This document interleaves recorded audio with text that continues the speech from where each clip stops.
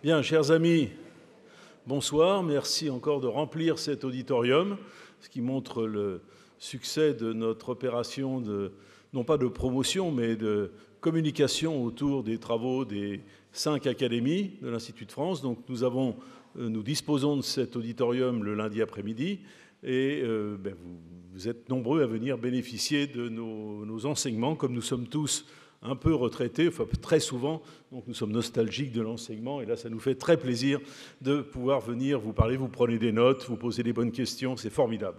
Alors, je parle juste aujourd'hui parce que comme j'ai fait la séance d'introduction et qu'elle était sous l'égide de la géographie, je passe le relais à Nicolas Grimal, grand géographe bien connu, donc je n'ai pas besoin de le présenter, ce qui fait que je vais quand même le faire un tout petit peu.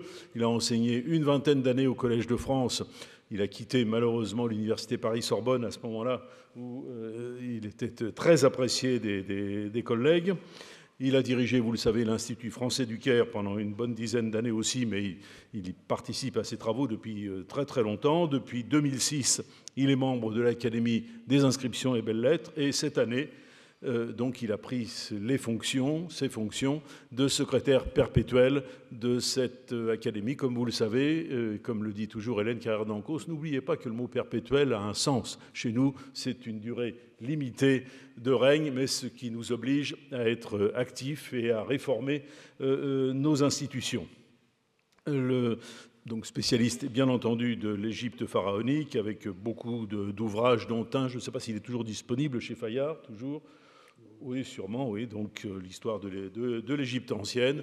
Et comme vous le savez aussi, c'est la réincarnation de Champollion, dont nous fêtons, qui était membre, bien entendu, son prédécesseur au Collège de France, membre de l'Académie, je pense, des inscriptions et belles-lettres, de la Société de géographie, je vous le signale, dont il était fondateur, et qui, il y a en septembre 1822, il y a donc 2 siècles exactement, a été le déchiffreur des hiéroglyphes. Donc je ne vous fais pas patienter plus longtemps et je cède tout de suite la parole à Nicolas en le remerciant de servir si bien la géographie comme il va le faire maintenant.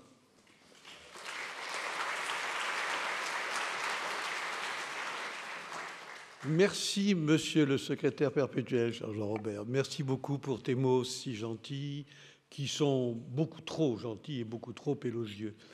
J'ai un grand défaut, je ne suis pas géographe. C'est pas, tant pis, tant pis.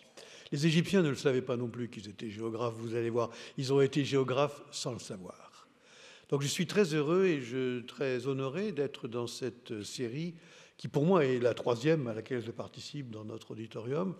À la fois parce que c'est un moment de coopération interacadémique qui est très important. Nous sommes plusieurs perpétuels et de nombreux membres des académies à essayer de multiplier les opérations interacadémiques. Je ne sais pas ce qu'il en est de vous, mais moi je suis toujours émerveillé de me retrouver ici parmi tant de gens qui savent tellement de choses dans des domaines extraordinairement différents. Et donc c'est une belle occasion, si vous voulez, d'échange. Alors, la géographie elle-même, Jean-Robert Pitt vous a démontré qu'elle était indispensable au monde. Est-ce qu'elle l'est? Attends, je vais peut-être prendre un autre... Oui, voilà. Je vais prendre un autre micro, parce que je ne vois pas ce que je projette. Les anciens Égyptiens n'ont pas disposé, n'ont jamais théorisé une science de description de l'espace. Mais ça ne les a pas empêchés, vous allez le voir, de décrire l'espace et de le hiérarchiser. En fait, ils ont très tôt le sentiment d'être au centre du monde. Alors c'est très commode, mais ça c'est très académique, hein, on se sent centre du monde. Et donc ils ont le sentiment de leur propre espace et de la périphérie. Quand vous allez, par exemple, dans les tombes, ici, on est en pleine grande période, on est à la 18e dynastie, à peu près un peu avant le milieu du 2e millénaire avant notre ère. Ici, dans la tombe du grand vizir Rechmiré, on voit, et vous le voyez sur le registre supérieur, on voit des pays étrangers, là ce sont des Minoens, des Crétois, qui apportent leur tribu. Et ils sont là en tant qu'étrangers, et les Égyptiens savent tout à fait faire la différence par le costume, par les biens. De même, vous avez des Nubiens qui arrivent au rang en dessous et qui sont eux-mêmes très clairement différenciés. Ici, on voit des gens qui viennent beaucoup plus nettement de Syrie, qui viennent de Mésopotamie, et vous les reconnaissez même sans connaître, vous les reconnaissez à leurs vêtements, qui sont très caractéristiques, à leur coiffure, et puis aux animaux qu'ils apportent. Vous voyez ici un ours, un éléphant, etc. C'est-à-dire que les Égyptiens avaient une représentation très claire du monde extérieur qui n'était pas une représentation exotique, puisque là, on est dans une représentation économique qui provient de la bonne gestion que le vizir avait faite. Un autre exemple sur la présence du monde extérieur, nous sommes ici à Karnak. Nous sommes sur le mur extérieur nord de la salle hypostyle, et vous voyez une de ces scènes, telle que vous en avez beaucoup sur les murs extérieurs des temples, qui est une scène militaire. On voit ici Séti Ier qui est en train de massacrer des populations syriennes, et évidemment, ce qui est privilégié, c'est la représentation du pouvoir, c'est la représentation du triomphe égyptien sur le monde extérieur, mais vous voyez apparaître, en particulier complètement en haut à gauche, vous voyez apparaître des éléments d'architecture. Il s'agit d'une forteresse syrienne. C'est-à-dire que les Égyptiens connaissaient bien le monde extérieur et savaient le décrire, et surtout savaient en retenir les éléments caractéristiques. Ici, toujours sur cette même salle hypostyle, une autre scène où l'on voit le roi. Et vous voyez à gauche des personnages qui sont vêtus à la syrienne, qui sont en fait les dignitaires du Liban. Le texte nous le dit pour le cas où nous ne l'aurions pas constaté par nous-mêmes. Et ils sont en train de couper leurs arbres. Ils coupent les fameux cèdres du Liban que l'Égypte utilise comme bois d'œuvre, mais aussi pour la construction des barques sacrées, des mâts de pylônes, etc., etc. C'est-à-dire que, comme vous le savez, l'Égypte ne produit pas de bois. Non, n'en a pas. Donc elle a dû se tourner vers des zones où ces forêts existent, et c'est-à-dire vers la façade syro-libanaise. Mais du coup, il a bien fallu y aller. Il a donc fallu faire évoluer les technologies de façon à pouvoir naviguer. Alors ici, nous sommes à Deir el-Bahari, dans le temple funéraire d'Hatchepsout. Je fais exprès de rester à peu près dans la même période. On est grosso modo au milieu du deuxième millénaire avant notre ère. Et voilà ici des bateaux qui vont vers le pays de Punt, qui était un autre pays d'où les Égyptiens importaient des produits qu'ils n'avaient pas eux-mêmes, et en particulier de l'encens, de la myrrhe et de l'encens. Et le pays de Punt, on sait à peu près où il est maintenant, il est dans le Bab el-Mandeb. Donc vous voyez, à la corne de l'Afrique, au bout de la mer Rouge. Donc il fallait avoir des techniques de navigation qui permettaient de s'y rendre. Les Égyptiens eux-mêmes, pratiquant la navigation sur le fleuve, ont importé des techniques que justement ils avaient trouvées dans l'endroit d'où ils importaient le bois, c'est-à-dire au Levant, et en particulier à Byblos. Et donc ils ont construit des bateaux qui sont à la manière giblite et qui leur permettaient de se déplacer. Ah oui, on est quand même là dans une façon d'organiser le monde et de prendre là où cela est utile, ce dont on a besoin pour en assurer l'exploration. Donc le monde extérieur à l'Égypte est bien connu. Il est bien connu dans ses caractéristiques. Restons encore un petit instant à Punt, et vous voyez ici sur le relief dont vous avez le dessin, une femme très nettement calipige, c'est la reine de Punt. La voilà maintenant représentée donc telle qu'elle était sur la paroi. Elle possède une déformation physique très caractéristique, et cette déformation physique est notée sans souci de caricature, si vous voulez, par les Égyptiens comme étant représentative. Alors cela, c'est important. Alors, à côté, pour que vous voyez qu'il n'y avait pas de dimension critique, je vous ai mis un petit ostracone qui est conservé au musée de Berlin, qui alors lui est un dessin satirique. On voit la différence qu'il y a entre la représentation officielle, si je puis dire, et le dessin satirique lui-même. Alors ça a l'air comme ça très très anecdotique quand je vous le présente.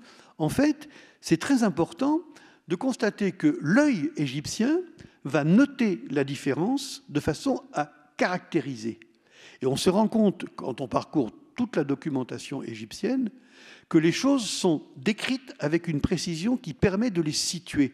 Exactement comme quand un Égyptien dessine quelqu'un. Vous voyez, notre reine de Punt, elle est représentée en partie de profil, de face pour les épaules, de profil pour le visage, de face pour l'œil. De même, on voit une oreille qui est très nettement dessinée. C'est-à-dire que l'on va décomposer la réalité de façon à en restituer justement la réalité. Donc ce regard n'est pas du tout un regard mythique sur le monde extérieur ou sur le monde intérieur. Voire même, quand il s'agit de représentations particulières, on sait faire appel à la copie ou à des artistes étrangers. Ce que je vous montre ici a été découvert à Tel el-Daba, dans le nord-est du delta, dans un palais qui est dans la ville de Ramsès II, Pi-Ramsès, qui a été fouillé pendant des années par l'Institut, qui l'est toujours d'ailleurs, par l'Institut autrichien d'archéologie et son directeur, notre confrère Manfred Bietak. Et quand Manfred a découvert cette fresque, tout le monde a été extrêmement surpris. Qu'est-ce qu'une fresque minoenne vient faire en Égypte, dans le delta ? Alors les hypothèses sont allées bon train. S'agissait-il d'une ambassade de la Crète à la capitale royale? S'agissait-il d'un comptoir, etc. Et donc, la fouille s'est poursuivie. Puis on s'est aperçu qu'en fait, il y avait là une princesse qui résidait. On s'est dit, ah, ça y est, encore un mariage. Non, non, non, non. En fait, c'était une sorte d'ambassadrice. Et les spécialistes des peintures crétoises qui se sont attelés à étudier ces peintures, qui sont caractéristiques, à n'en pas douter, hein, le sceau au taureau, c'est quelque chose qui est constant, si je puis dire, dans les palais royaux, se sont aperçus que c'était les mêmes pigments, que c'était la même technique, que c'était donc des artistes crétois qui étaient venus en Égypte faire et exécuter ces fresques. Il y avait donc en Égypte une représentation de pays étrangers, du moins à cette époque-là.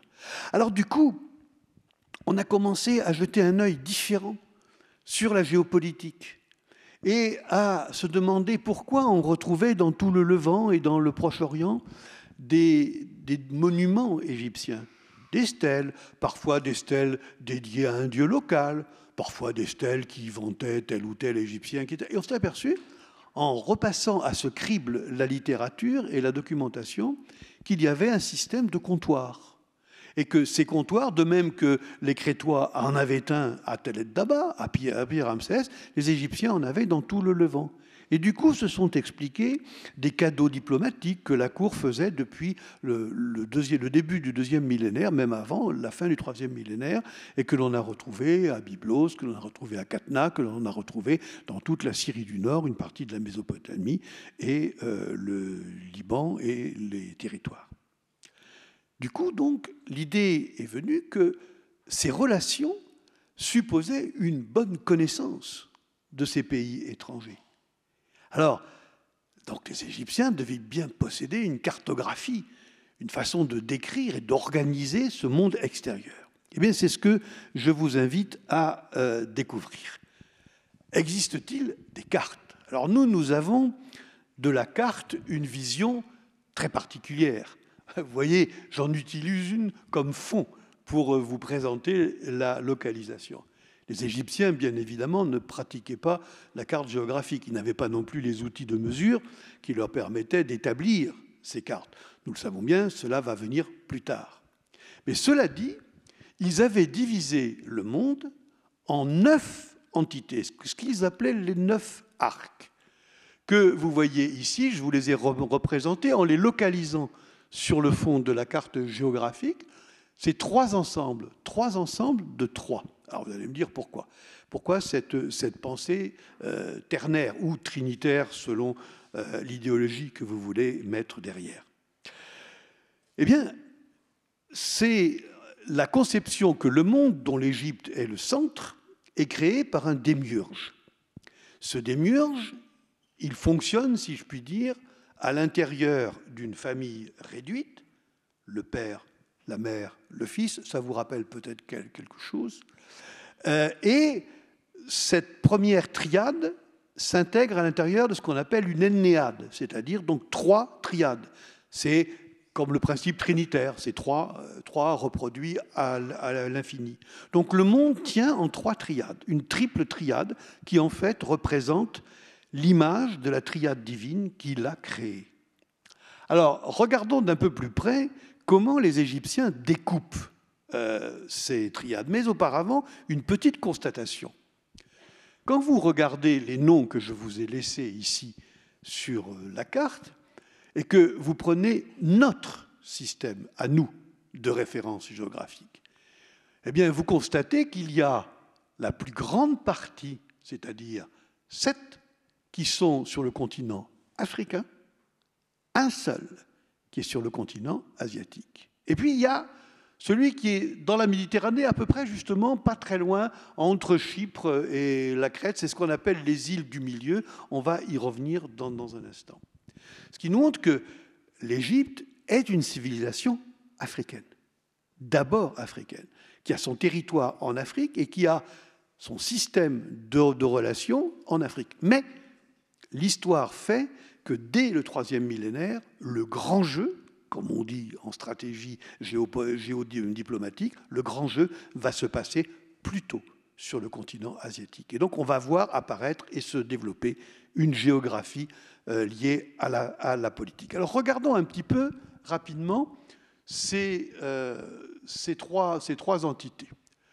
Premier groupe que vous voyez s'éclairer en bleu ici, c'est le nord et l'Égypte, ces îles du milieu que vous avez, et puis la Haute-Égypte et la Basse-Égypte. Haounebu, Toshema, Tomeu. Ça, c'est l'Égypte, la vallée, et ce qu'il y a au nord. Intéressant, surtout si l'on pense qu'à l'époque où ces 9 arcs se développent, il n'y a pas de port qui ouvre sur la Méditerranée. Il va falloir attendre Alexandrie pour qu'il y ait réellement un port qui permette d'accéder à cette zone-là.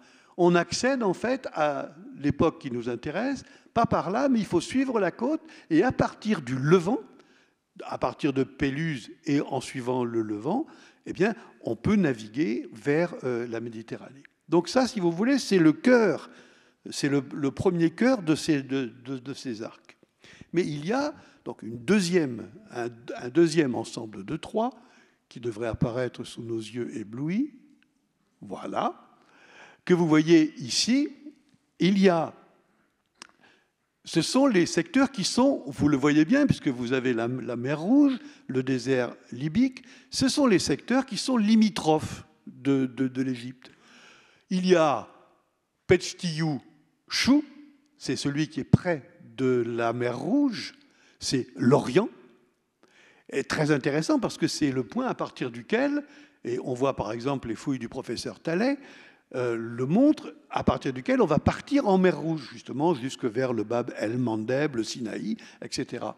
Il y a la partie libyenne, c'est Tchehenou, c'est-à-dire les Libyens. Attention, nous sommes à une époque où ce ne sont pas les mêmes Libyens. Les Libyens que vous connaissez, ils vont arriver à la fin du 2e millénaire. Là, on est avant. Et puis, il y a le dernier qui porte un nom très, très intéressant, c'est la Griffe, Tchad.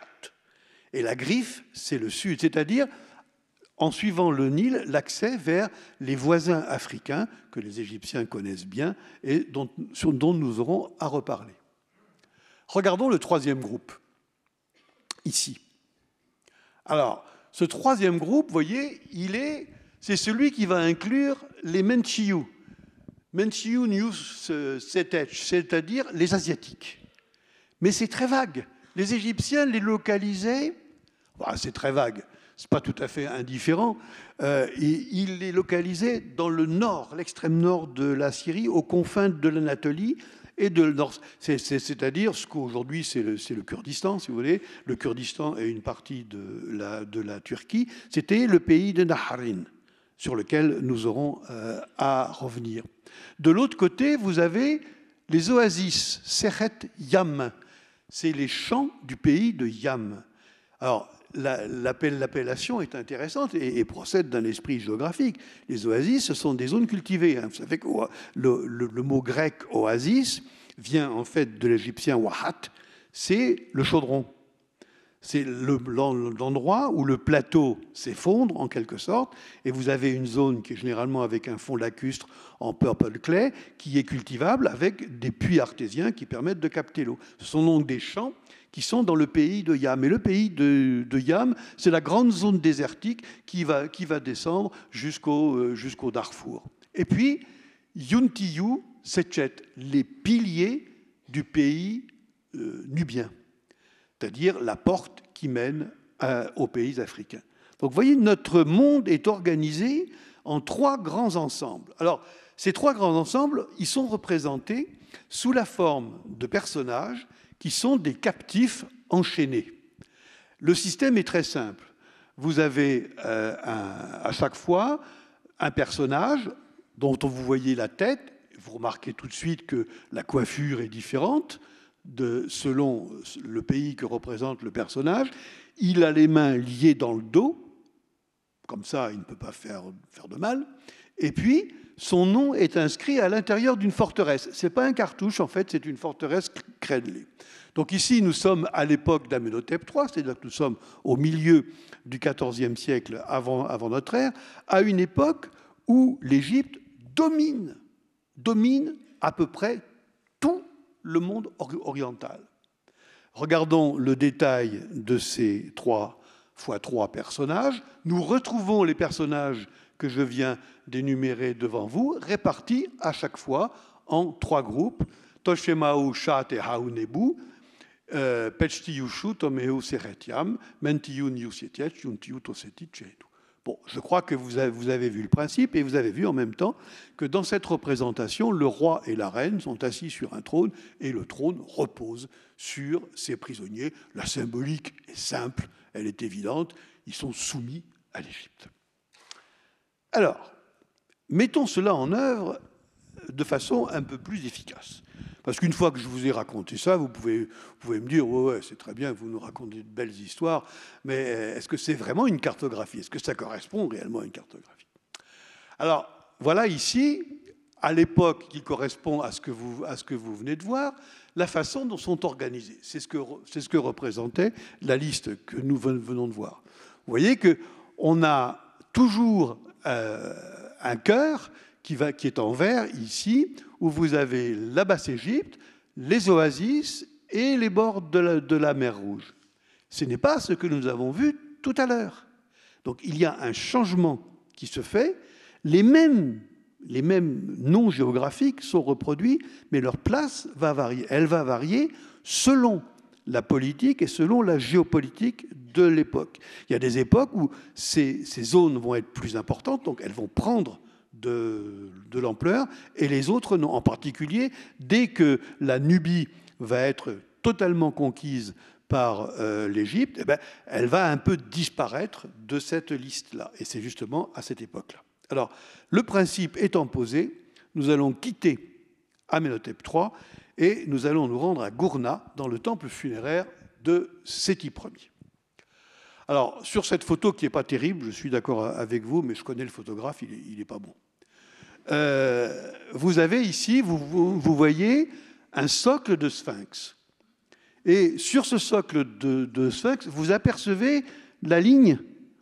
Et vous avez un nombre de personnages, mais alors beaucoup plus grand que ce que nous avons vu jusqu'à présent. Il y en a 43. Alors, si ce que je vous ai dit n'est pas une sottise, il va être intéressant d'analyser ces listes en les découpant par ensemble de 9, chacun divisé par 3, plus 3, plus 3. Prenons les premiers. Premier de la liste que vous voyez ici, il vous évoque tout de suite quelque chose. Ce sont les 9 arcs que nous venons de voir. On est donc au début de la liste. Ce qui nous indique que cette liste géographique, allez, j'ose cette carte géographique, commence par nous donner le cadre général et par découper l'Oïkouménée en 3 zones qui correspondent à l'ensemble et dans lequel se trouve l'Égypte. Car l'Égypte fait partie des 9 arcs, comme nous l'avons vu. Quand on reporte ça sur la carte, on a donc un premier cercle qui est en fait le contexte général dans lequel va s'inscrire la carte. Et je n'ai pas besoin de vous le commenter, vous commencez à les connaître, vous les retrouvez organisés en 3 groupes de 3. Là où ça va devenir intéressant, c'est après. Quel va être le 2e cercle, et puis le 3e cercle, et ainsi de suite. Normalement, si je ne me suis pas trompé, on doit avoir des subdivisions qui vont correspondre à la géopolitique du temps. Regardons ici. Voilà la liste, voilà la 2e rangée. La 2e rangée, bon, peu importe, mais vous reconnaissez déjà des noms, Pella, Akko, etc. Quand on reporte sur la carte, qu'est-ce que ça donne? Eh bien, vous avez ici 3 groupes de 3, par ordre d'importance de haut en bas. En haut, qu'est-ce que nous avons? Nous sommes à l'époque de Séti Ier, donc c'est le début de l'époque ramesside. L'Égypte a été une grande puissance qui a dominé tout le Proche et le Moyen-Orient, mais entre-temps, quelques nouveaux venus commencent à leur tailler des croupières. Et en particulier, du côté de l'Anatolie, ça commence à bouger, et puis surtout dans ce qui est aujourd'hui la Syrie du Nord et la Mésopotamie. Vous avez vu, j'ai mis des petites flèches qui vous indiquent la hiérarchie. En haut, le pays qui donc est dans cet ensemble de 9 le plus important, au nord, puisque vous voyez qu'on a le nord, le centre et le sud. Au nord, c'est le Hatti. Effectivement, à l'époque, le Hatti domine, les Hittites dominent une grande partie jusqu'au Tigre, ils dominent la région. Mais là, ils ont affaire au Naharina, qui est lui aussi une royauté, un empire qui s'est développé, qui va d'ailleurs finir par succomber sous les coups du Hatti. Et puis alors, ce qui peut-être vous étonne plus, c'est que complètement à l'ouest, on voit apparaître Chypre. Alors, Chypre, on le sait, mais pas depuis très très longtemps. Enfin, pas depuis très longtemps. Ça fait une quinzaine d'années qu'on a établi définitivement qu'il s'agit de Chypre. Alors vous allez me dire, pourquoi Chypre, hein? On peut se poser la question. Eh bien, Chypre a une importance absolument cruciale pour les Égyptiens, car les mines qui permettaient de fournir en cuivre l'Égypte dans le Sinaï donnent pratiquement plus. Or, Chypre, c'est l'île qui produit par excellence du cuivre. Et un trafic intense s'est fait avec Chypre, dont on retrouve la trace dans les Égyptiacas qu'on a découvert en Chypre, mais surtout dans les copies locales. Alors à ce propos, un petit détail que vous ne savez peut-être pas, c'est que dans toute cette zone, en suivant la montée en influence des Égyptiens, on voit se développer le culte de la déesse Hathor. Mais cette déesse Hathor, c'était elle qui déjà, dans les mines de cuivre du Sinaï, était la plus importante. À Chypre, ça va même plus loin. Moi, quand je faisais mes études, on me disait oh, il y a plein d'objets égyptiens de culte d'Hathor à Chypre. Aujourd'hui, après avoir analysé les matériaux, la technique, etc., il n'y en a pas 12. Tous les autres sont des copies locales. C'est-à-dire que la déesse Hathor, qui est un peu, Madame la ministre des Affaires étrangères française me pardonnera, elle est un peu la ministre des Affaires étrangères égyptienne. Et donc tout son culte va se répandre dans tout le Levant, il va remonter jusqu'en Anatolie, et en suivant le développement de ce culte, eh bien, on voit l'accroissement de l'influence égyptienne. Alors ensuite, ce sont les grandes puissances locales, Akko, Pella, etc., Bet Shean, Yenoan, Kemhem, qui sont les grands voisins puissants, mais on est à une échelle différente. C'est-à-dire que les États de la façade levantine n'ont pas la même ampleur que les grands États d'Anatolie ou du nord de la Mésopotamie. Mais ils sont considérés par les Égyptiens comme étant en quelque sorte les premiers partenaires avec lesquels ils travaillent. Alors, continuons. Avançons dans notre liste et prenons le groupe suivant, toujours 3 par 3. On a Mennous et on a le Reténou, deux Reténou. Et si vous reportez ça sur la carte, voilà ce que ça vous donne. Alors ici, bon, Ménous, on ne sait pas trop. C'est peut-être la Crète, mais ça se discute. Je pense que c'est la Crète, mais je n'ai pas assez d'éléments pour l'affirmer. Mais ça coïncide bien parce que c'est un moment, on est à un moment où la Crète n'a pas encore l'importance qu'elle va avoir 3 à 4 générations plus tard. Donc elle apparaît en quelque sorte dans le paysage. Ça aussi, c'est très intéressant, parce que vous voyez tout d'un coup des pays qui n'étaient pas concernés, qui prennent de l'importance, et ensuite que l'on voit décliner. Donc notre cartographie géopolitique, elle n'est pas indifférente, et elle suit apparemment de très près la réalité historique que nous suivons d'après les découvertes archéologiques, historiques, l'étude des données des autres civilisations. Et puis on a ici, dans ce troisième cercle, on a d'autres puissances qui ne sont pas les mêmes, Koumidi, et puis on a Ougarit, qui va apparaître ensuite, et surtout le Réténou supérieur et le Réténou inférieur, c'est-à-dire la Syrie. Le Réténou supérieur, c'est la partie montagneuse, si vous voulez. Le Réténou inférieur, c'est la partie basse de la Syrie. Et là, eh bien, on s'aperçoit qu'une ville comme Damas, Temchik, apparaît, on la retrouve dans les annales de Toutmosis III. La principauté de Damas était la principauté qui fédérait les populations et les cités de Syrie du Nord dès le milieu du 2e millénaire avant notre ère.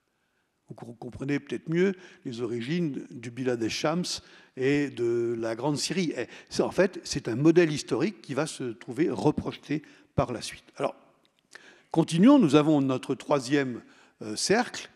Il nous en reste encore, ici, un quatrième cercle. Donc, on va, selon le principe que je vous ai indiqué, on va vers des pays qui sont importants, mais de moins en moins, et qui généralement sont inféodés aux autres. Alors c'est intéressant parce que vous en avez certains que l'on va voir apparaître plusieurs fois, parce qu'ils vont revenir selon qu'ils aient basculé ou non dans l'orbe politique de telle ou telle plus grande puissance. Et puis vous avez ceux qui vont jouer un grand rôle plus tard, mais qui commencent simplement à s'affirmer. Kadesh, par exemple, Kadesh, tout le monde connaît Kadesh. Hein, c'est la bataille de Kadesh où ni les Égyptiens ni leurs ennemis n'ont vraiment gagné. Et Kadesh fédérait toute l'opposition à l'Égypte au moment où Ramsès II est allé s'y battre. Mais ça commence à apparaître juste à ce moment-là. Ce n'est pas encore une grande puissance, mais cette puissance va monter.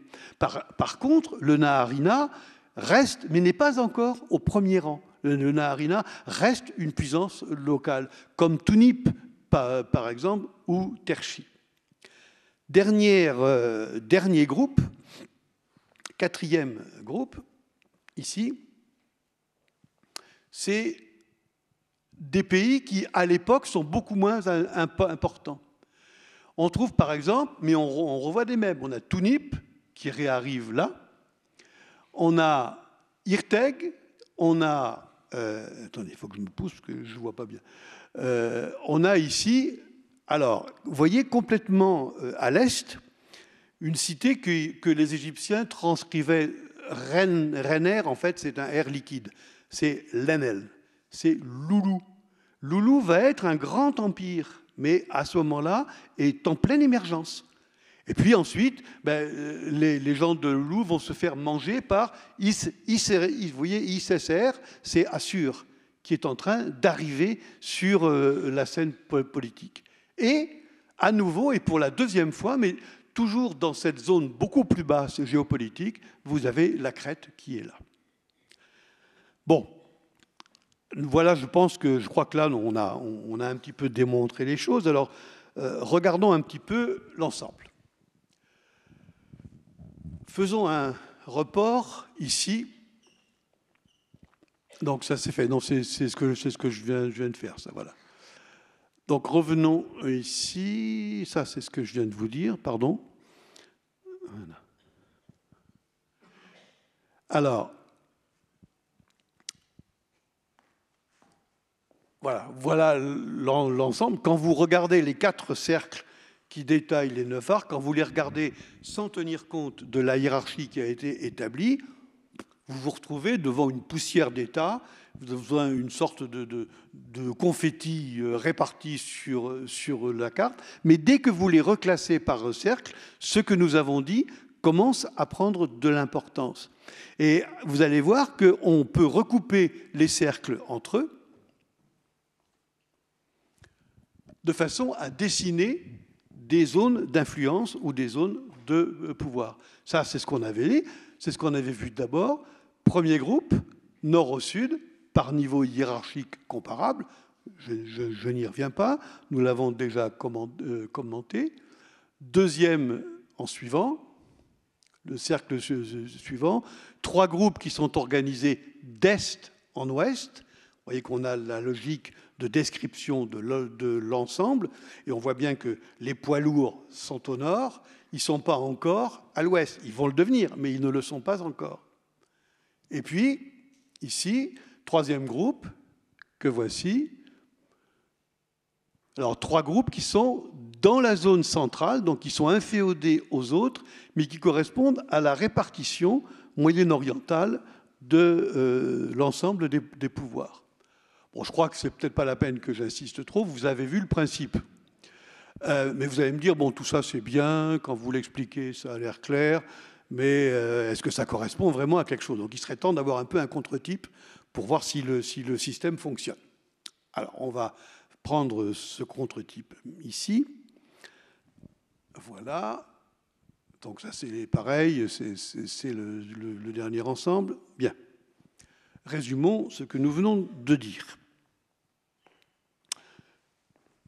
Alors, une chose en tout cas est sûre, on n'a pas affaire à des séquences continues, mais on a affaire à des ensembles qui sont décrits comme tels. Je dis ça parce que pendant longtemps, on a des gigantesques listes. Si vous allez à Carnac sur le 8e pylône, il y a plus de 800 noms comme ça qui se suivent. Et pendant très longtemps, les gens qui sont intéressés à la question, depuis Mariette Bachat, ont dit ah ben c'est un itinéraire. Tant on avait en tête l'idée classique de l'itinéraire du portulan que l'on suivait. Alors évidemment, dès qu'on identifie ces peuples, ça devient fou, parce qu'on fait des sauts de 2000 km, et ça n'a plus aucun sens. Alors que si on les considère comme des ensembles, on se rend compte à ce moment-là, et vous allez voir, je vous expliquerai tout à l'heure pourquoi je suis arrivé à cette idée-là. Alors, un découpage par secteur se recouvrant mutuellement, organisé en zones géographiques et subdivisé chacun en ensemble, avec des reprises selon que tel ou tel peuple ou cité est dans l'obédience de une ou deux. Alors, ces sous-ensembles traduisent une organisation hiérarchique par zone de puissance équivalente. Alors, comment vérifier cette théorie? Si j'ai choisi le sphinx de Gournat, il y a une raison, c'est qu'il y en a 2 sphinx. Donc ça va être intéressant de voir si l'autre sphinx nous raconte la même chose. Et puis ensuite, nous irons dans ce qui est à l'origine de la théorie, qui est une représentation en 3 dimensions, où nous allons retrouver cette organisation et géographique et politique. Et puis ensuite, pour vous faire plaisir, on ira voir le très beau char d'apparat de Thutmose IV qui est au musée du Caire. Alors voyons donc l'autre sphinx. Il y en a 2 de part et d'autre de la porte. Les 9 premiers sont perdus, ce sont les 9 arcs. Mais ils sont perdus. Et on tape directement dans le premier cercle. Et dans ce premier cercle, ici, on voit comme puissance la plus grande Senjer, Sangar, c'est-à-dire Babylone. Ce qui correspond très exactement à la carte politique de l'époque. Alors comment le sait-on? Eh bien on le sait parce qu'au moment du mariage de Ramsès II, mariage où il a épousé une princesse asiatique, on a un échange de lettres de la part du roi de Babylone, et qui râle. Il dit, mais pourquoi tu ne m'as pas invité? C'est moi le plus important dans le coin.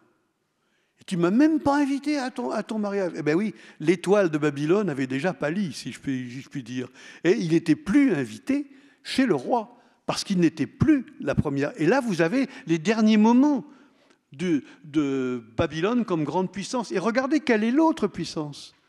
C'est Chypre, qui a une durée absolument extraordinaire. Pourquoi?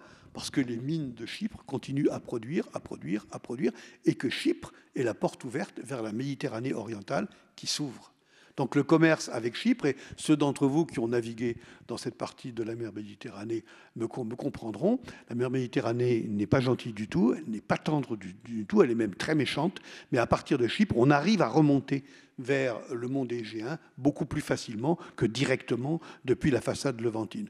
Il y a un dénommé Ounamon qui a essayé de le faire à la fin du 2e millénaire avant notre ère. Mal lui en a pris.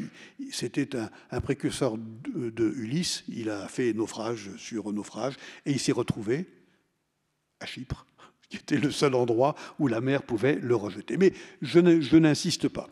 Alors, regardons encore un petit peu, mais auparavant, peut-être, pour bien comprendre, regardons comment sont disposés nos sphinx.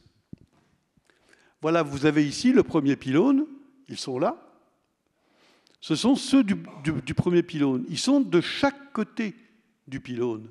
L'un est donc vers le nord et l'autre vers le sud. Si mon raisonnement tient la route, on va avoir une prédominance du sud sur l'un, prédominance du nord sur l'autre. Voyons cela. Voilà ici les séquences des deux sphinx de Séti Ier, c'est-à-dire la 10 et la 18, la deuxième, le nord et puis la zone plus au sud. Vous avez ici des recoupements. L'un est en bleu, l'autre est en rouge. L'un, le plus au nord, part du Hatti, Kheta, et l'autre part de Senjar. Mais le point d'arrivée est le même. C'est-à-dire que vous avez, vu du nord au sens large et vu du sud de cette zone, la même géopolitique qui est dessinée géographiquement en jouant sur les mêmes niveaux de compétences des pays, mais évidemment qui est orientée différemment. Regardez ce que cela donne. Voilà ici nos deux sphinx. L'un est orienté de façon à ce que la liste aille vers l'est. Voilà ce que ça donne quand on reporte sur le plan, donc Babylone, etc. L'autre, eh bien, est orienté de façon à ce que la liste aille vers l'ouest, et on voit bien que l'orientation géographique, voilà, va du Hatti, puis ensuite va vers l'ouest et se déroule à l'ouest. Donc notre système n'est pas tout à fait idiot. On a bien, par rapport aux monuments et par rapport à l'emplacement des listes dans le monument, on a bien une orientation géographique qui se double d'une orientation géopolitique. Alors, prenons ici un contre-type. Il y a une liste qui date de Ramsès II, qui est à Aksha, au Soudan. Voilà cette liste. Alors, comme vous voyez, la comparaison ira assez vite parce qu'elle est assez abîmée quand même. Bon. Mais on doit avoir quelque chose qui va nous donner des résultats comparables. Séti Ier, Ramsès II, il y a une génération. Hein. On est dans la suite. Quand vous regardez ici, le début, eh bien, on va retrouver, normalement, on doit retrouver le Naharina, le Rhéta, etc. On trouve le Naharina, le Rhéta, Alassia, Babylone, la Crète, Kahak, etc. Quand on reporte, eh bien, on a quelque chose qui est à peu près équivalent à ce qu'on avait sur le sphinx de Gourna. Avec une différence, c'est que la tête de gondole, si j'ose dire, c'est le Naharina. C'est plus le Rhéta. Et le Rhéta est en position 2. Et quand vous regardez la documentation de l'époque, c'est vrai. Le Hatti est en perte de vitesse et le Naharina monte. Et ainsi de suite, hein, je ne développe pas. Donc il y a une logique et il y a une cohérence entre la documentation telle qu'on peut l'avoir et ces cartes. D'autant plus qu'on est à une période où l'Égypte, étant à nouveau en phase de conquête de tout le Proche et du Moyen-Orient. Ramsès II, je n'ai pas besoin de vous expliquer que c'est le Napoléon égyptien. C'est-à-dire qu'on connaît ses conquêtes, ses campagnes, comme on avait celles de Toutmoses III et d'Amenhotep III avant. Donc on a deux périodes à forte documentation et à fort contenu militaire et économique qui permettent évidemment de vérifier cette théorie. Je vous emmène dans un endroit que personnellement j'aime beaucoup, qui est le temple de Soleb.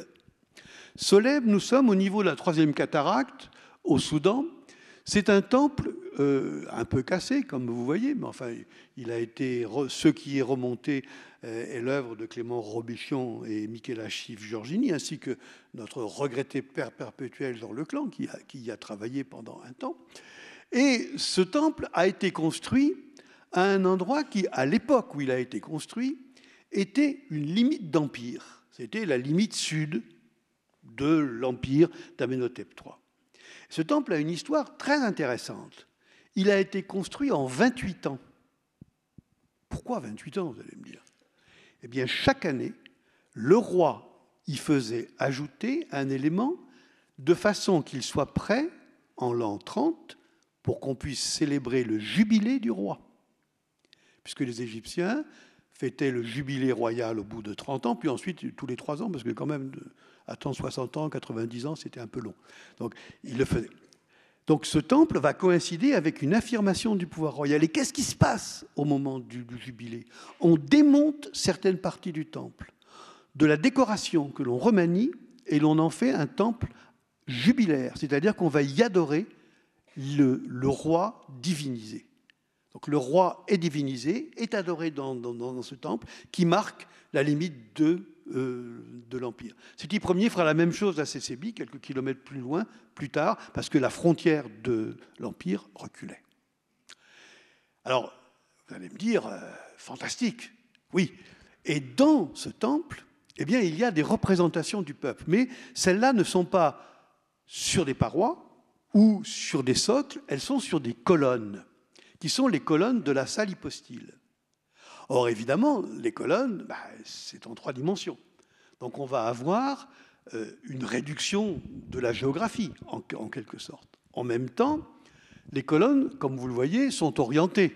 Je vous ai mis ici une rose des vents qui vous montre ce qui est au sud, au nord, à l'ouest et à l'est. Donc, chaque colonne va avoir une position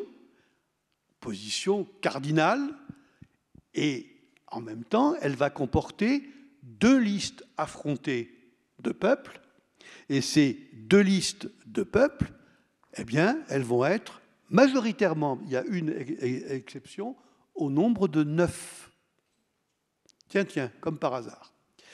Et donc, ces 9 vont être affrontés en 5 face à 4 ou 4 face à 5, etc.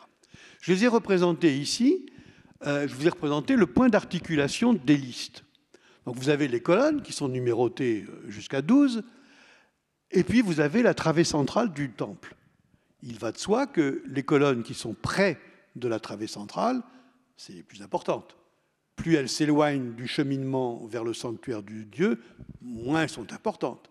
Donc si ma théorie est vraie, on va avoir les grands peuples sur les premières colonnes, et puis ensuite on va descendre, et on va avoir des peuples qui seront dans la dépendance au fur et à mesure les uns des autres.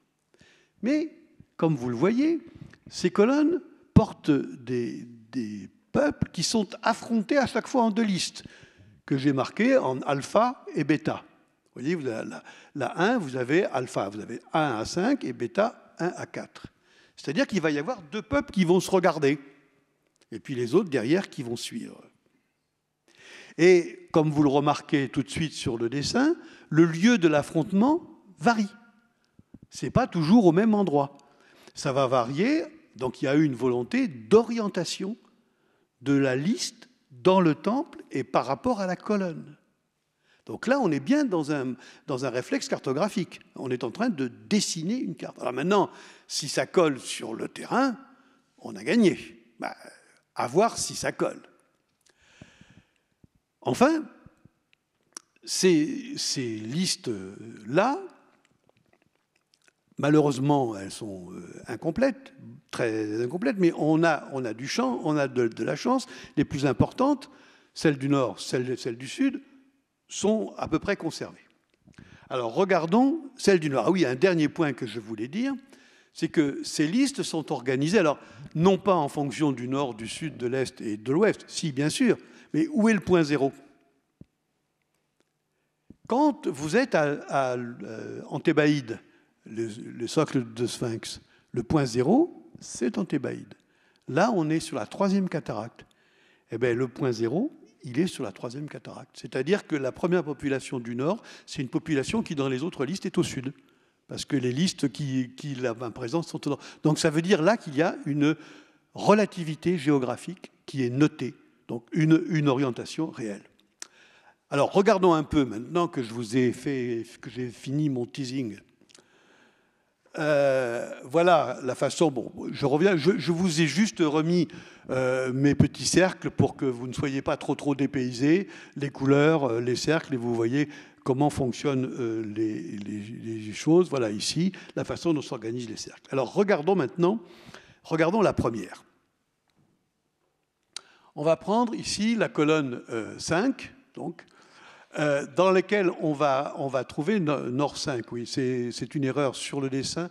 C'est Sud 5 qui est grisé, mais en fait, c'est Nord 5, c'est l'autre. Qu'est-ce qu'on va trouver sur cette colonne? Dans les deux têtes, dans les deux incipites, Babylone, suivi du Naharina, suivi du Hatti. Ça ne vous surprend pas? C'est des choses que vous venez de voir. C'est exactement la même chose. De l'autre côté, on a Kadesh, Tunip, alors malheureusement, 2 en lacune. On arrive à faire des restitutions, mais ce n'est pas le lieu. Et puis, Ougarit et la Crète. Quand on regarde sur la carte, comme on l'a fait jusqu'à présent, sur notre carte, on va avoir donc 2 groupes, cette fois-ci pas 3, puisque c'est 2 groupes. Vous avez vu, on a un qui est Babylone, le Naharina, le Hatti, et puis on ne sait pas trop quoi, et qui correspond aux grandes puissances qui dominent le Nord. Et on a ici, alors, Ougarit. Ougarit apparaît.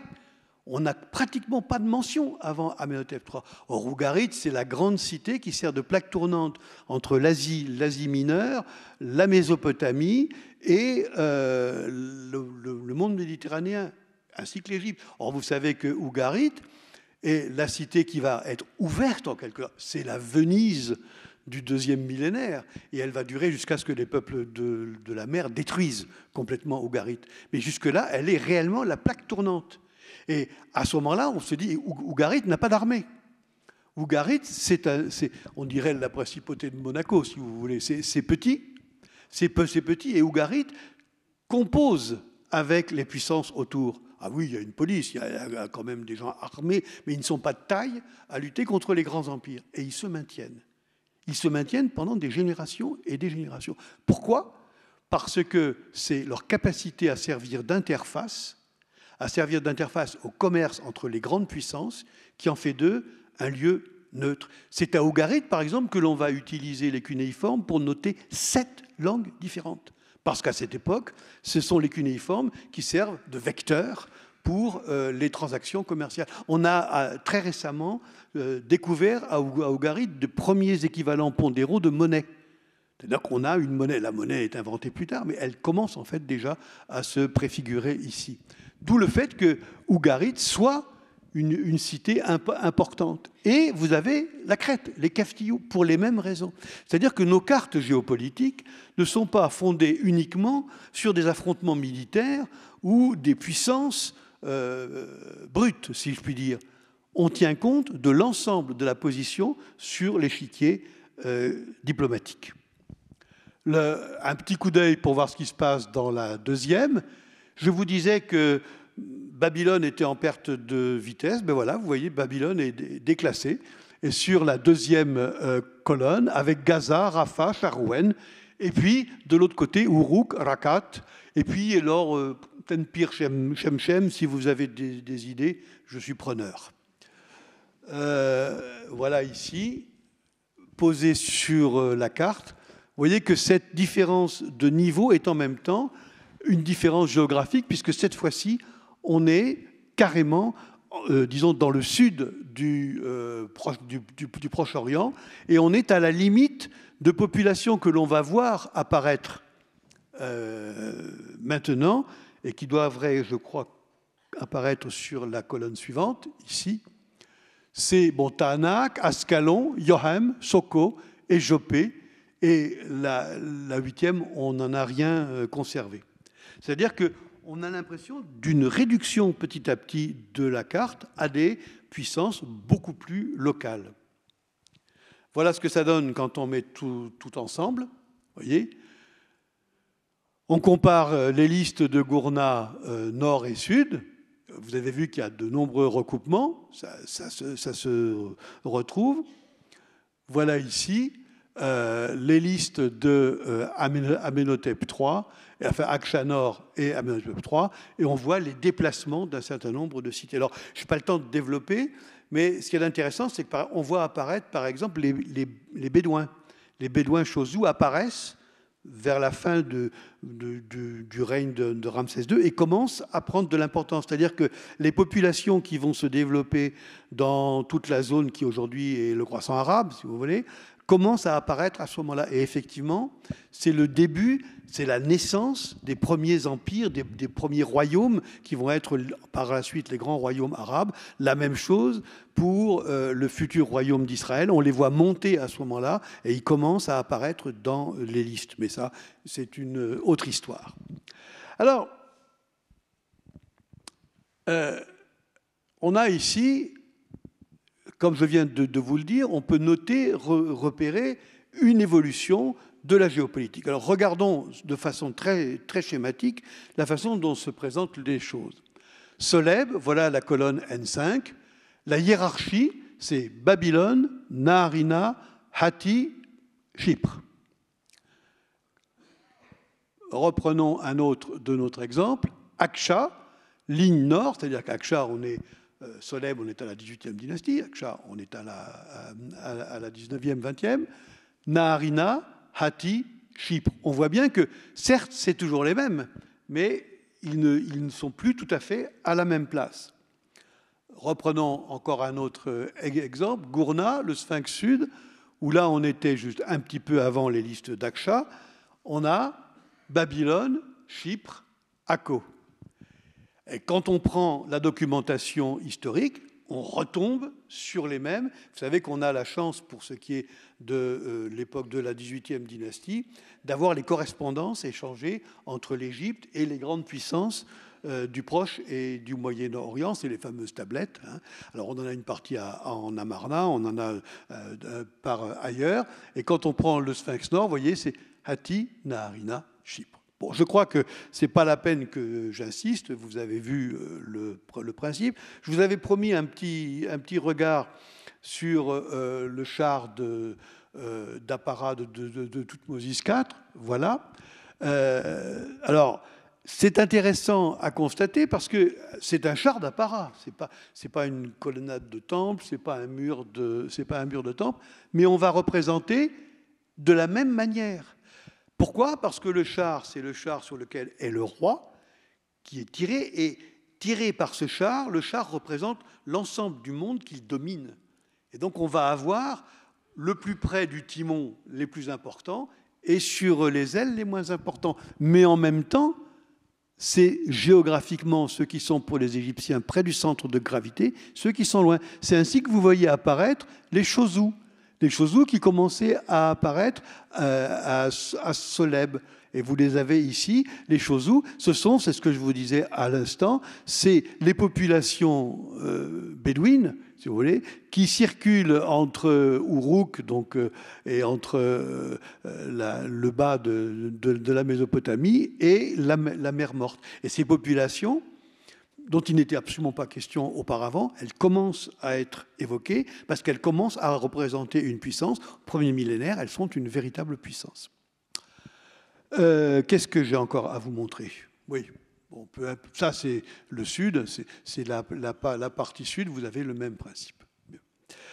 Voilà ici un petit tableau historique qui vous permet de placer ce que nous venons de voir. Vous voyez que ce que nous avons vu, c'est un siècle et demi à peu près de la géopolitique égyptienne, avec relativement peu de variations, mais suffisamment pour pouvoir établir une cartographie des pouvoirs. Petit résumé, pendant qu'il vous reste un peu de force. ici. Mais vous verrez, en conclusion, j'ai un cadeau. J'espère que vous l'apprécierez. Voilà. Vous voyez, au Nouvel Empire, donc sur ce siècle et demi, en gros, on voit qu'on a à peu près les mêmes niveaux. Les grandes puissances, c'est Babylone, Naharina, Hatti et Chypre, qui sont les points de référence Ers, Nord et Ouest. À Toutmosis IV, on voit bien que le roi de Babylone avait eu raison de se plaindre de ne pas être invité. Il commence déjà à dégringoler. Bon. Entre l'époque d'Amenhotep III et celle de Sédi Ier et Ramsès II, la Babylonie remonte puis redescend. C'est le règne d'Amenhotep III qui termine. Elle reste, sous Sédi Ier et Ramsès II, un partenaire important avec le milieu asiatique, mais seulement. Dans le même temps, le Naharina revient en force, puis le Hatti finit par l'emporter. Ce qui est intéressant, c'est ce que je vous disais tout à l'heure, c'est qu'un pays comme Chypre, qui militairement n'est pas une puissance dominante, se maintient et va garder, grâce à son activité économique, un rôle de premier plan. Donc Chypre, Ougarit. Alors je vous ai promis un petit cadeau pour terminer. Le voilà. C'est que ce modèle égyptien, c'était un modèle exportable. Et il a été exporté. Regardez. Ceci est une statue de Darius qui a été découverte à Suse en 1972, à Chouch. Cette statue de Darius, elle est faite dans une pierre qui a été importée d'Égypte. Alors, je ne sais pas si vous connaissez la zone des marais et de Chouchtar, ce genre de pierre, ça n'existe pas.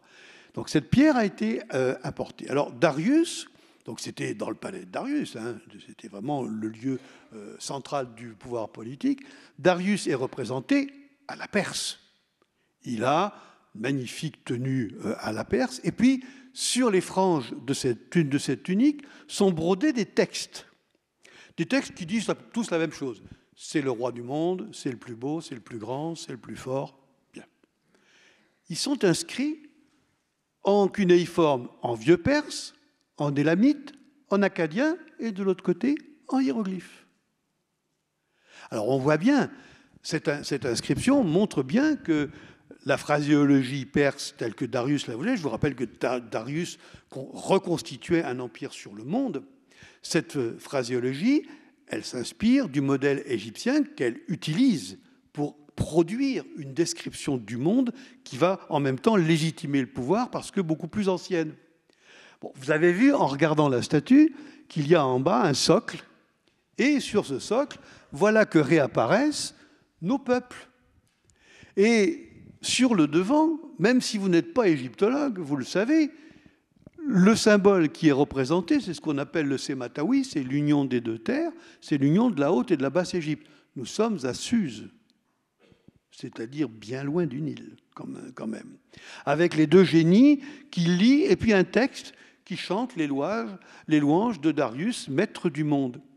Et puis, de part et d'autre, alors voilà ici le socle, avec ce que je viens de décrire ici, et ici vous avez une liste de peuples, alors qui sont représentés à la Perse.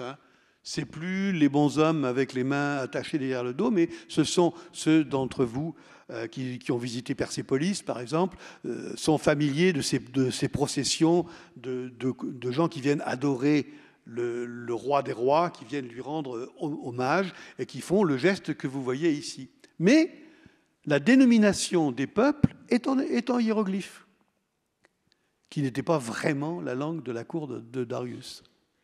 Alors, toujours pareil, c'est organisé, et à nouveau par groupe de 3.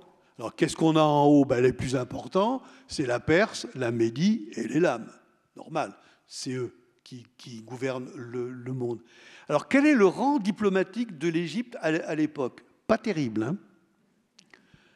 Dans le même groupe que les Arabes du Nord-Ouest. Vous voyez ce que je vous disais il y a un instant sur la montée des populations arabes, et égalité avec les Libyens. Ce n'est pas des puissances de premier plan, hein, du tout. C'est-à-dire que là, on est vraiment sur les franges du royaume. Qu'est-ce qu'il y a après? Bah, il y a les nègres, Nehesi, il y a Maca et il y a le Sindh. C'est-à-dire que là, le Sindh, on est vraiment au bord du monde, hein, c'est extrêmement loin. Autrement dit, l'Égypte, vue du point de vue du pouvoir perse, vue du point de vue de Darius, c'est une satrapie, je ne dirais pas secondaire, mais qui est au 20e rang. Comme quoi, vous voyez, on peut très bien inventer un système de cartographie et de géopolitique extrêmement sophistiqué, et puis quand la roue tourne, on en est la victime. Je vous remercie.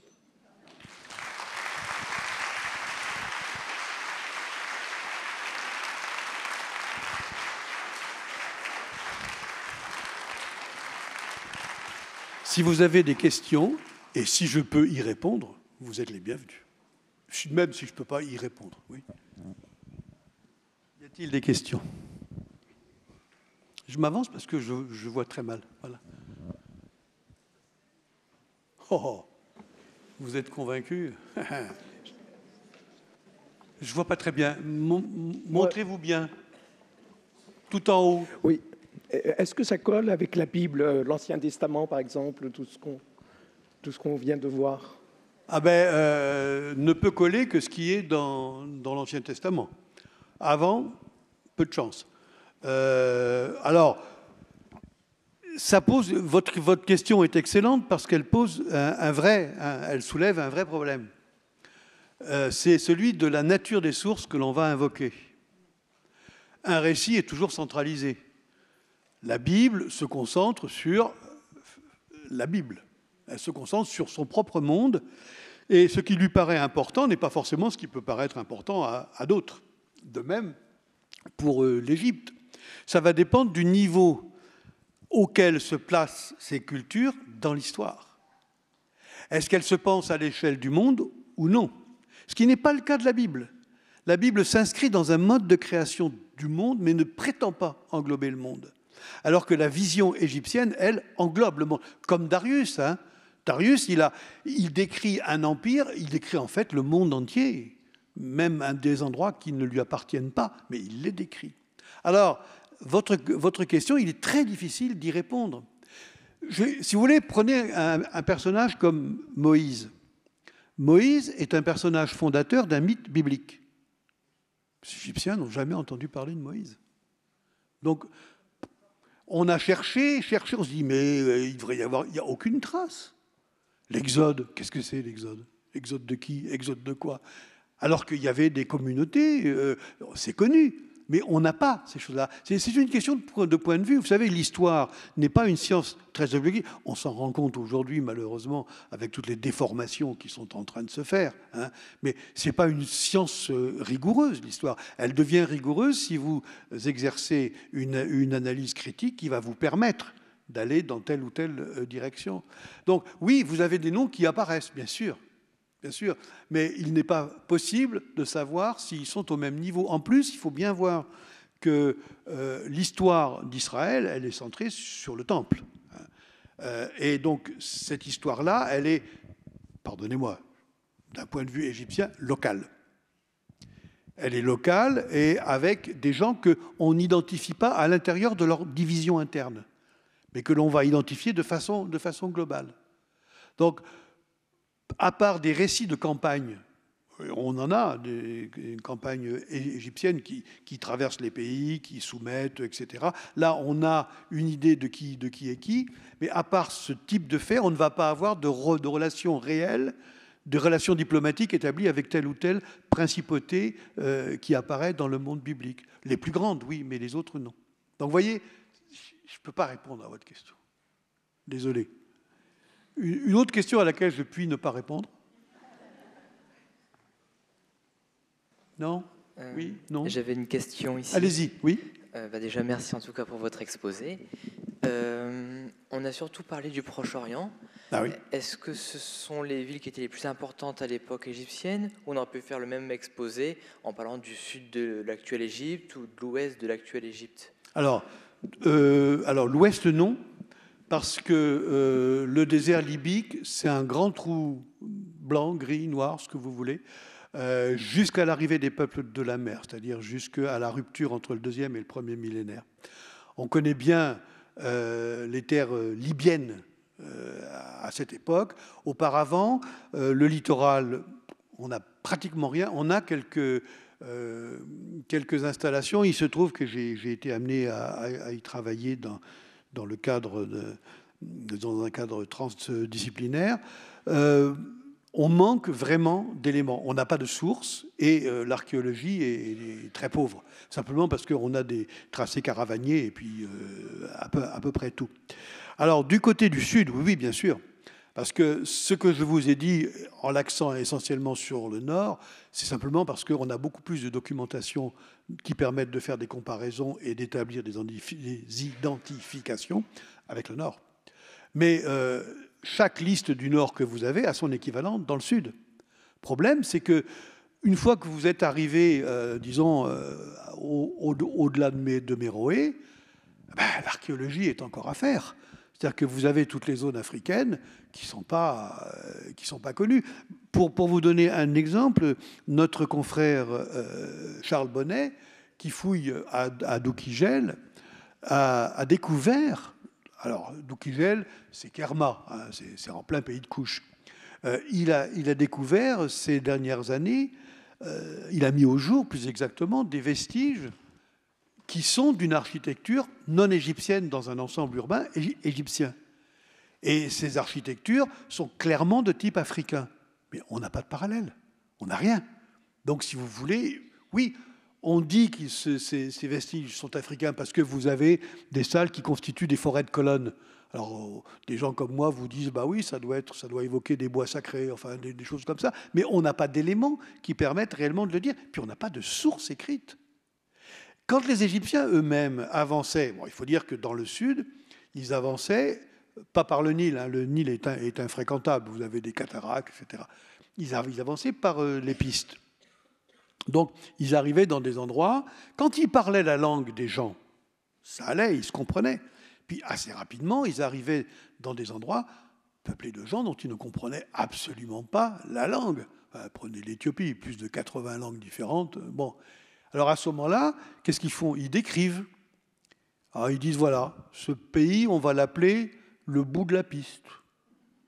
C'est la queue, c'est la fin. Et puis, en plus, ils sont soumis...